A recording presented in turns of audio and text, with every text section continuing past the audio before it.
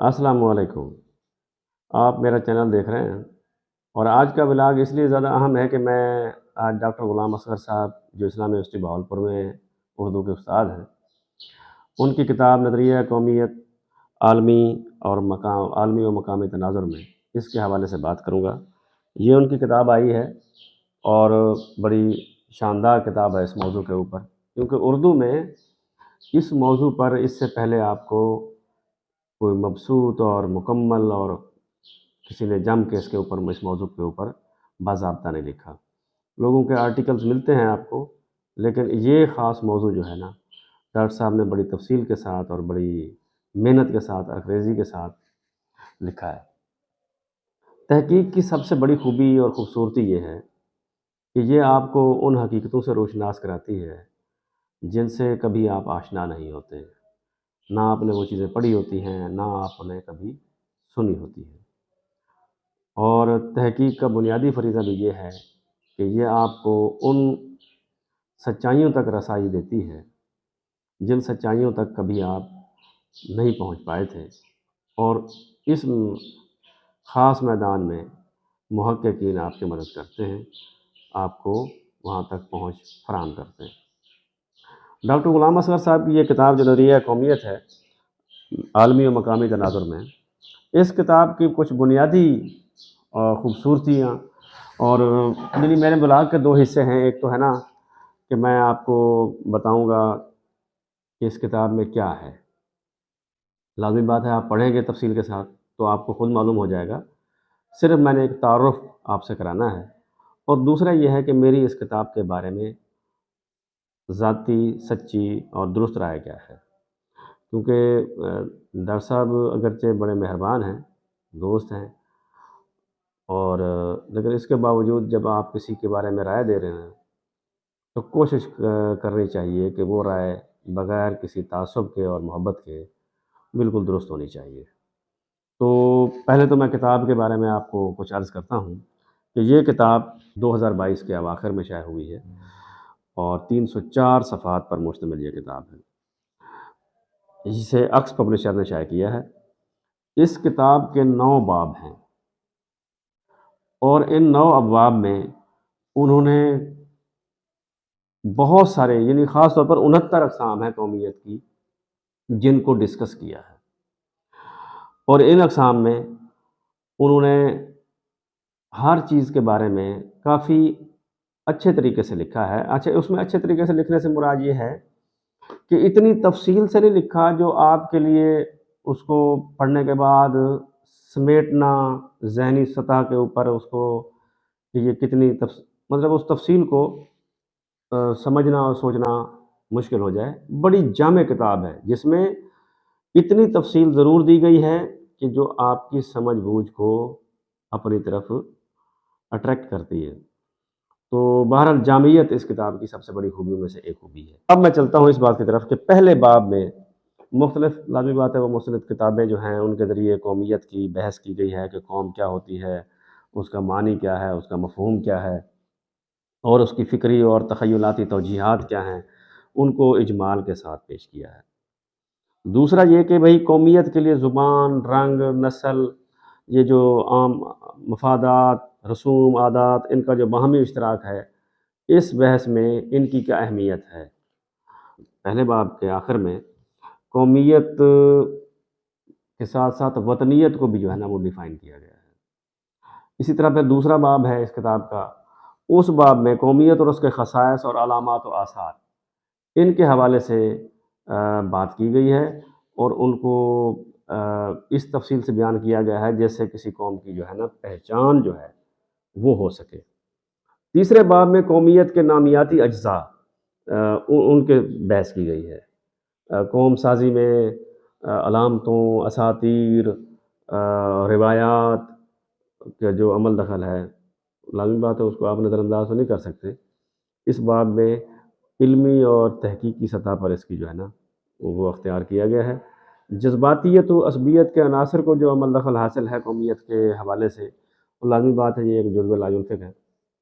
اس سلسلے میں ڈاکٹر غلام اصغر صاحب نے تاریخ سے کئی حوالے اور مثالیں پیش کی ہیں۔ چوتھا باب جو ہے قومیت کی تحریک کا آغاز و ارتقاء، اس کے حوالے سے ہے، اور اس میں جو مختلف مراحل ہیں اس کے ان کو بیان کیا گیا ہے، اور اس باب میں عملی، علمی اور سماجی سطح پر جو 4 مراحل ہیں ان کا ذکر کیا گیا ہے کہ تاریخی ترتیب سے قومیت کے 18ویں صدی سے لے کر اب تک کا جو سفر ہے اس کو بیان کیا ہے۔ تحقیق اور علمیت کا دامن جو ہے نا انہوں نے وہ ہاتھ سے نہیں چھوٹنے دیا، اور بہت ہی زیادہ فوکسڈ علمی انداز اختیار کیا گیا ہے، اور یہ آپ کو پوری کتاب میں جھلکتا ہوا نظر آئے گا۔ 5ویں باب میں قومیت کے خصائص بیان کیے گئے ہیں۔ لازمی بات ہے، قومیت ایک ایسا عنوان ہے، ایک ایسا موضوع ہے، ایک ایسی جہت ہے جس کی بہت ساری خوبیاں، بہت ساری خامیاں، بہت سارے خصائص وہ موجود ہیں۔ اس باب میں جمہوریت کے خود ارادیت اور اتحاد اور اجتماعی سوچ کے ساتھ ساتھ تعلیمی اور ثقافتی نقطہ نظر سے بھی جو ہے نا قومیت کی افادیت بیان کی گئی ہے۔ 6 باب میں قومیت کے نقصانات ان سے بحث کی گئی ہے۔ عصبیت کی کوکھ سے جو جنم لینے والی قومیت ہے اس میں جنگ ہے، نفرت ہے، خبط عظمت ہے، سماجی و معاشرتی اقدار ہیں، ان کی تباہی جو ہے، عصبیت کی افزودگی ہے، اخلاق کی نفی، یہ سب جو ہے نا ان کی اس بحث کا حصہ ہے۔ 7واں باب قومیت کی اقسام سے متعلق ہے۔ قومیت کی جدلیاتی تقسیم اور مفکرین کی جانب سے جو درجات جو متعین کیے گئے ہیں ان کا بیان کیا گیا ہے۔ سیاست، اقتصاد اور نظریہ، یہ 3 وہ بنیادی عناصر ہیں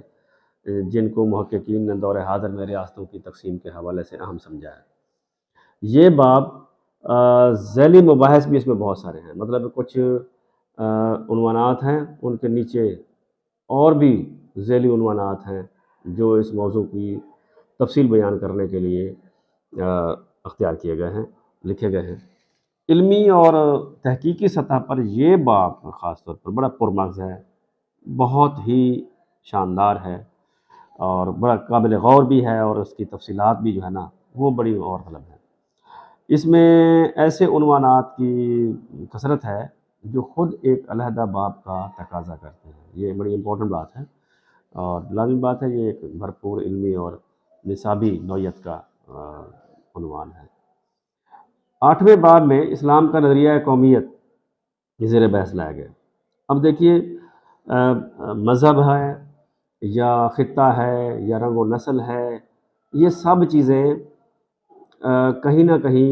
مین فیکٹر ہیں کسی قومیت کے وجود کے لیے۔ مذہب ان میں سب سے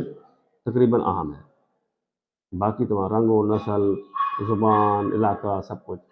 مگر مذہب کی جو اہمیت ہے وہ بعض اوقات ان سب کو پیچھے چھوڑ جاتی ہے اور بہت آگے بڑھ جاتی ہے۔ تو یہ اس لیے اس کے حوالے سے انہوں نے ایک علیحدہ باب باندھا ہے کہ اسلام میں نظریہ قومیت کیا ہے۔ اسلام میں لازمی بات ہے، اس کے اوپر علامہ اقبال کا اور باقی اسلامی مفکرین کا جو نقطہ نظر ہے اس حوالے سے انہوں نے اس کو ڈیٹیل سے لکھا ہے کہ اسلام میں قومیت اور وطنیت کا جو تصور ہے وہ باقی تمام، یعنی اس کو بھی 2 طرح کے مفکرین بیان کرتے ہیں، ایک ہیں جو قائلین ہیں اور ایک غیر قائلین۔ اسلام میں قومیت کے لیے امت اور ملت کے الفاظ استعمال ہوئے ہیں۔ قومیت اور ملت کے جو الفاظ ہیں مسلمانوں کے لیے استعمال ہوتے ہیں، باقیوں کے لیے غیر مسلم کا لفظ جو ہے نا وہ استعمال ہوتا ہے۔ پھر 9واں باب ہے بر صغیر میں نظریہ قومیت کا ارتقا۔ اب یہ خطہ جس میں ہم رہتے ہیں، اس خطے میں قدیم تہذیب و تمدن جو ہے اس کے بطن سے جو نظریہ قومیت نے جنم لیا ہے، اور بعد ازاں باہر سے آنے والے حملہ آوروں کی جانب سے مرتب ہونے والے اثرات اور یہاں کی تہذیب کے اثرات قبول کیے جانے سے جو قومیت کے تصور میں تغیر و وقوع پذیر ہوا ہے ان سے بحث کی گئی ہے، اور متحدہ قومیت کے تصور کو اجاگر ہونے اس سے بحث کی گئی ہے۔ اس میں بعد ازاں یہ جو اس خطے میں ہندو مسلم تنازعات بھی پیدا ہوئے، اور انگریزوں کے آنے کے بعد جو نو آبادیاتی نظام تھا اس کی جو تشکیل ہوئی ہے، اور بر صغیر کے سیاسی جھگڑے یا مناقشات جو ہیں ان میں جو اضافہ ہوا اس سے ایک 2 قومی نظریے کی بڑی بلند آہنگ قسم کی جو ہے آواز بلند ہوئی، اور قومیت کا جو تصور ہے اس نے ایک اور طرح کی شکل اختیار کی۔ جو نتیجہ اس کا یہ نکلا کہ یہ جو سب کانٹیننٹ برصغیر تھا یہ 2 حصوں میں بٹ گیا، پاکستان میں اور بھارت میں، اور اس طرح یہ جو قومیت کا تصور ہے وہ ہمارے اس خطے میں ارتقاء سے گزرتا گزرتا 2 قومی نظریے تک آ جاتا ہے۔ اس کے علاوہ اس باب میں ڈاکٹر غلام اصغر کی نے جو لکھا ہے وہ ہے قومیت، امت اور وطنیت کے موضوع پر سیر حاصل بحث جو ہے نا وہ اس کے مجموعہ کا حصہ۔ ڈاکٹر غلام اصغر کی کتاب نظریہ قومیت، عالمی و مقامی تناظر، اس میں قومیت میں امت، قومیت اور وطنیت، ان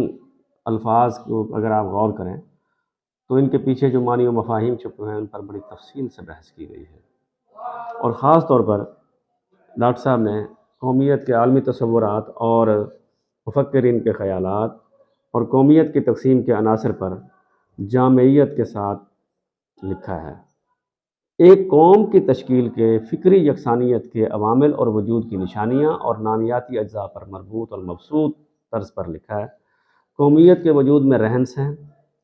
اور فکری عصبیت، لسانی عصبیت، نظریاتی عصبیت، مذہبی عصبیت اور عصبیت کے دیگر اشکال اور پہلوؤں کے ساتھ ساتھ ان کے اثرات یعنی فوائد و نقصانات کو جامعیت کے ساتھ بیان کیا ہے۔ کتاب کے آخر میں عالمی نظریات کے اسلام کے تصور قومیت کی توجیہ اور پسندیدگی کا اظہار بھی، یعنی ان کے عالمی جو نظریات ہیں ان کے مقابلے میں اسلام کے نظریہ قومیت سے جو ان کی تھوڑی سی ایک کہہ لیں کہ بھئی پسندیدگی جو ہے وہ بڑی واضح ہے۔ اسلام میں قومیت کی بجائے ملت اور امت کا تصور ہے جس میں وحدانیت اور رسالت کو مرکزیت حاصل ہے، جس کے مقابلے میں دیگر عناصر جو ہے نا وہ کہیں پیچھے رہ جاتے ہیں۔ جتنے بھی قومیت بنانے کے عوامل ہیں وہ سب، خاص طور پر برصغیر پاک و ہند میں 2 قومی نظریہ کا جو ہے نا پس منظر، اس میں اسلامی روح کا جھلکنا اور اس کا دکھنا اور مستقل طور پر ایک شکل اختیار کر لینا، یہ خاص طور پر آپ کو نظر آئے گا کہ اسلام کا جو تصور امت و ملت ہے وہ کتنا مضبوط ہے اور کتنا درست ہے۔ ڈاکٹر غلام اصغر نے اس کتاب کے تحقیق میں، اب جو میرا تبصرہ ہے اس کتاب پر، میں نے جو محسوس کیا ہے پڑھ کے، کہ نمبر 1 یہ ہے کہ ڈاکٹر غلام اصغر کا جو وسیع مطالعہ ہونا اور اس موضوع پر خاص طور پر تقریباً ہر پہلو سے جو معلومات تحقیق کے ذریعے سامنے والی سچائیاں ہیں ان کو انہوں نے اکٹھا کر کے ایک بڑی ترتیب کے ساتھ لکھ دیا۔ یہ ایک پہلی چیز، تو ہمیں احساس ہوتا ہے کہ ڈاکٹر صاحب ماشاءاللہ بڑے وسیع المطالعہ ہیں، اور یہ احساس دلاتی ہے کتاب خود۔ دوسرا یہ ہے کہ ایک بات جو اب آتا ہے نا کہ ساری تعریف نہیں کرنی ہوتی، آپ کو بعض اوقات تنقیص بھی نہیں کرنی ہوتی، آپ کو تنقید کرنی ہے، آپ کو خوبیاں بھی بتانی ہیں، کچھ خامیاں بھی اگر ممکن ہوں نظر آ جائیں تو دکھانی چاہیے۔ مجھے ان کا اسلوب شفاف نظر نہیں آتا، اس لیے تھوڑا سا گنجلک پن ہے ان کے اسلوب میں۔ بعض اوقات مجھے کبھی ایسا محسوس ہوتا ہے کہ بعض الفاظ کا استعمال بڑا ایکوریٹ نہیں ہے، جس کی وجہ سے اسلوب میں گنجلک پن پیدا ہوا ہے۔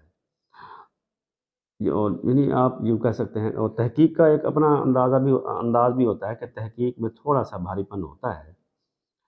مگر اسلوب بعض اوقات اس کو بڑا ہلکا کر دیتا ہے۔ ڈاکٹر صاحب کے ہاں اسلوب بھی بھاری ہے، یعنی بوجھل پن کا بہت ہلکا احساس ہم وقت آپ کو ہوتا رہتا ہے۔ یہ ایک مجھے نظر آیا کہ یہ ان کے اسلوب میں ہے موجود۔ آپ اس کو پیچیدگی نہیں کہہ سکتے، آپ اس کو گنجلک پن نہیں کہہ سکتے، آپ اس کو ابہام نہیں کہہ سکتے، صرف ایک میں نے کہا کہ کہیں نہ کہیں اسلوب میں ایک بھاری پن کا ایک ایسا احساس جس سے آپ تھوڑے تھوڑے الجھتے ہیں، زیادہ نہیں، لیکن تحقیق اس سے قتل نہیں ہوتی، آپ تک بات پہنچتی ہے، اور موضوع بھی اس طرح انہوں نے برتا ہے کہ ایک ترتیب جو ہے وہ نظر آتی ہے، تو وہ اسلوب کی اگر تھوڑا سا کہیں آپ کو نظر آتا ہے بوجھل پن تو وہ اتنا اہم نہیں ہو جاتا، بلکہ اہم یہ ہوتا ہے کہ وہ جو لکھا ہوا ہے وہ جس ترتیب سے لکھا ہوا ہے، جس خوبصورتی سے انہوں نے اس کو بنت، وہ بڑی اچھی ہے۔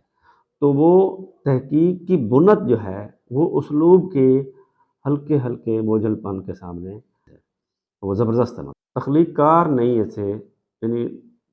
تخلیقی پن نہیں ہے اس تحقیق میں، جو لازمی بات ہے تحقیق جو ہے وہ آپ کو اس میں تخلیق کا پہلو نہیں ہونا چاہیے اتنا، لیکن بعض محققین کا جو اسلوب ہوتا ہے وہ بیسیکلی تخلیق کار ہوتے ہیں، تو اس وجہ سے ان کے ہاں وہ نظر بھی آتا ہے، جھلکتا بھی ہے۔ لیکن یہاں خالصتاً آپ کو ایک محقق سے واسطہ پڑتا ہے، تو اس لیے ان کا جو اسلوب ہے وہ ایک محقق کا اسلوب ہے، تخلیق کار کا نہیں ہے۔ اشعار اور مصروں کا جو استعمال کیا ہے انہوں نے، وہ کہیں کہیں مجھے لگا کہ وہ زبردستی یا بعض اوقات بھرتی کا ہے، اور اس کی مجھے جو وجہ نظر آتی ہے تھوڑا سا آ، کہہ دینی جانی چاہیے مجھے بات کہ وہ اشعار ان کے شاید پسندیدہ ہیں، تو انہوں نے استعمال کر دیے ہیں، اور ان کو کہہ سکتے ہیں آپ کو تھوڑا سا زبردستی والا ہے استعمال ہے۔ آخر میں مجھے یہ کہنا ہے، اور اس میں کوئی بات نہیں ہے، کہ کتاب کی سب سے بڑی خوبی اس کی جامعیت ہے، اجمال ہے، اور تحقیق کے کڑے اصولوں اور سنجیدگی کو جو ہے نا وہ بڑے اہتمام کے ساتھ نبھایا گیا ہے۔ یہ کتاب میں یقین سے کہہ سکتا ہوں کئی دہائیوں تک زندہ رہنے والی کتاب ہے، اس لیے کہ یہ اس موضوع کے اوپر پہلی مکمل اور مبسوط کتاب ہے، ایک یہ وجہ ہے۔ دوسرا یہ ہے کہ ڈاکٹر غلام اصغر نے اس کو اتنی اچھے طریقے سے لکھا ہے کہ خود اس وجہ سے بھی یہ زندہ رہے گی کہ ڈاکٹر صاحب نے اس کو کمال کے ساتھ تحریر کیا ہے۔ اور ایک اور بات کہ اس سچائی کو بھی رد کرنا ممکن نہیں ہے کہ یہ کتاب اب ڈاکٹر غلام اصغر صاحب کی شناخت بن چکی ہے، اور میں نے بہت کم کتابوں کو ایسا دیکھا ہے کہ وہ آئیں اور وہ پورے علمی منظر نامے کے اوپر جو ہے نا ان کی چھاپ جو ہے وہ آپ کو بہت جلد نظر آنے لگ جائے۔ اس لحاظ سے میں اس کتاب کو بہت اہم سمجھتا ہوں۔ یہ کتاب کافی اور بھی گفتگو کا تقاضا کرتی ہے، لازمی بات ہے لوگ پڑھ رہے ہیں جیسے جیسے اس کتاب تک لوگوں کی رسائی ہو رہی ہے، اس کتاب کی خوبیوں کو لوگ بیان کر رہے ہیں، اچھائیوں کو بیان کر رہے ہیں۔ آج کے دور میں جب کتاب کا زمانہ ختم ہو رہا ہے، لوگ ڈیجیٹل ایرا میں داخل ہو گئے ہیں اور کتاب سے دوری ہوتی چلی جا رہی ہے، اس دور میں ایک ایسی کتاب وہ آپ کے سامنے آ جائے جو آپ کی فکر کو، ذہن کو جلا بخشے، یہ بڑی نعمت کی بات ہے۔ میں ڈاکٹر غلام اصغر صاحب کو مبارکباد پیش کرتا ہوں کہ انہوں نے اس دور میں 21ویں صدی میں اتنی اچھی اور اعلیٰ کتاب تحریر کی ہے، جو تحقیق کا بھی بہترین نمونہ ہے اور اعلیٰ تحقیق کا بہترین نمونہ ہے۔ میں آپ سب سے گزارش کرتا ہوں کہ میرا چینل بھی سبسکرائب کیجیے۔ آپ لوگوں کا بہت بہت شکریہ۔